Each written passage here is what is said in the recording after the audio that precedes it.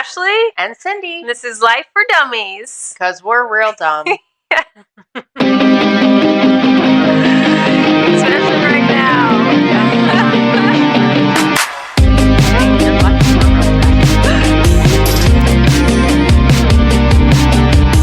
Way up, thoughts spinning all inside my room. What are we talking about today, Cindy? I thought we should talk about the fact that control is just an illusion. Oh, I love that. Yeah. That's a great topic. Yeah, you know. Go ahead, get started. Yeah. Yeah, like I used to think that I could control everything. I could control the outcome of situations. And that is just a lie that I told myself in my own voice so I would believe it.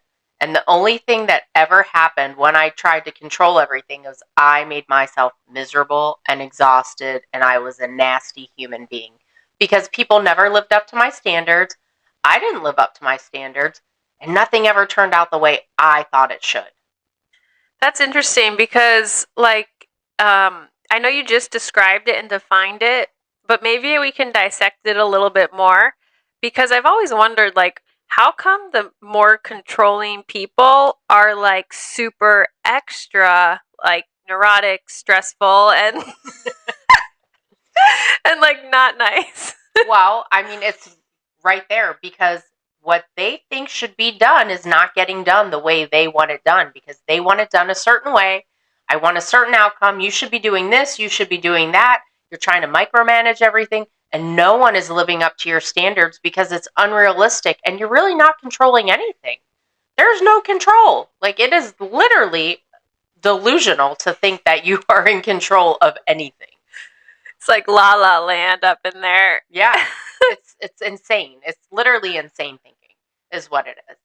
And it turns into being angry and being let down all the time, and no one understands where I'm coming from. No, you're just being insane, literally. So today we're talking about you being insane. No, just kidding. But for real, in regard to people who truly believe they can control everything, that means that they're just operating in some kind of delusion. Mm-hmm. And it's all self-will, right? When I think I can control everything, that I am in self-will, because I literally can. The only thing I have control over is how I react and respond to situations. And that is a choice too, whether I react or I respond. And it's all usually out of fear, But when I think I can control everything, then I'm in trouble, because I thought that I was all powerful. I thought at some point I was like God and I could control everything. And it's just not true. And when I gave up the idea that anything like that even existed within my realm, then I experienced this immense freedom that I never had before. I think that's the peace and serenity that we talk about. So you had talked about fear and two decisions that we have in life to either react or respond. And you think that both are based in fear? Well, I do. I think when we react to a situation, excuse me, when I am taking a breath and I'm pausing, like we talk about it here, then I have a chance to respond correctly to a situation. And I can respond in a kind, caring, loving way where I'm not going to harm someone else or myself. When I simply just react, it's usually out of fear and I get defensive. When I react, I know for me, nothing good happens. I am reacting because it's based on fear of an outcome. Wow, that's really good. Something else that you said earlier that really stuck out to me was that it is self-will. And what's interesting about it is because when I first came to this way of life, I heard a lot people say that addiction is self-will run riot. Do you want to talk about that a little? Yeah. So when I am using in my active addiction, it's all about me. What I want, how I'm going to get it, what I'm going to do to get it, and how I'm going to get it over on you. And that is self-will at its finest, I guess you could say, because that's exactly what it is. What I want is all that matters. That is self-will right there. It's not what's for the greater good. It's not what's good for you. It's not a kind, caring, loving way. It's all about what I want and how I'm going to get it. And it doesn't matter what you say or what you think. And that is self-will right there. Yeah, and for me, a lot of the times, like, I had the self-will run riot in my active addiction, and the people who I had around me, like the ones I wanted to hang out with, I was still using them for some kind of benefit that benefited me. So it still was all about, like, revolving around me. Yeah, well, the core of our disease is self-centeredness, right? When we are in active addiction and we are acting out on this disease of addiction, it's all about self-centeredness. What I want, how I'm going to get it. It's all about me. No one else matters. I'm not hurting anyone else. I'm just hurting myself. And those are lies that we tell ourselves to make it okay to keep doing what we're doing. But at the end of the day, it is all about self-will and self-centered deceit, It just keeps going on. And it's like that hamster wheel we talk about.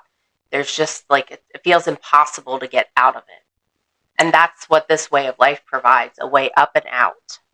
You're right, because that hamster wheel is so damaging to our will. Like, eventually, at least for me, I would act out in this manner in addiction, and I then lost my will or my choice.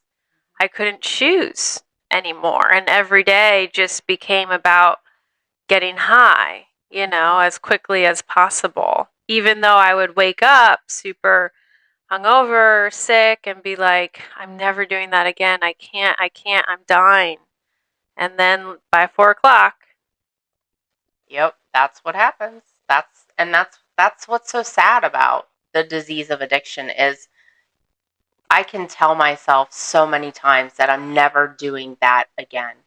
And then because I am left defenseless against this disease that I have, because I have no tools to survive, I have no way to get out of it myself, I end up doing the same thing over and over again, expecting different results, even though I know deep down inside I'm never going to get anything different if I keep doing it. And that's why, we talk about finding like-minded people. Because my best thinking got me here, my best thinking isn't going to get me out of here. I need help with that.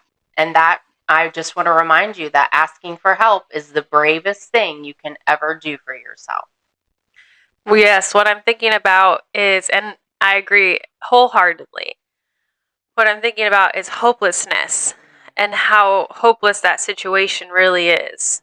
And how isn't one of our suggestions about hope or retaining hope one of the parts of the process?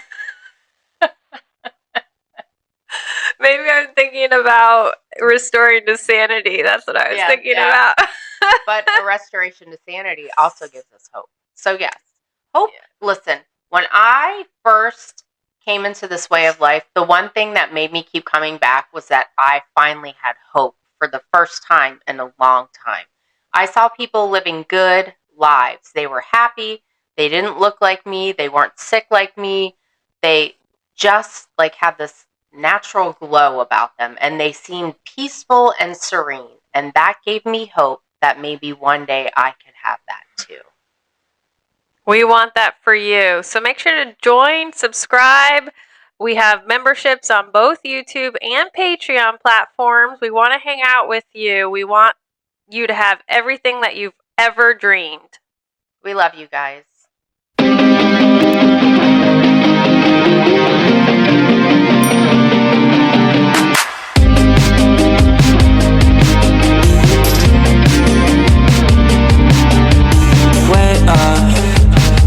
Spinning all inside my room. It keeps me wide awake.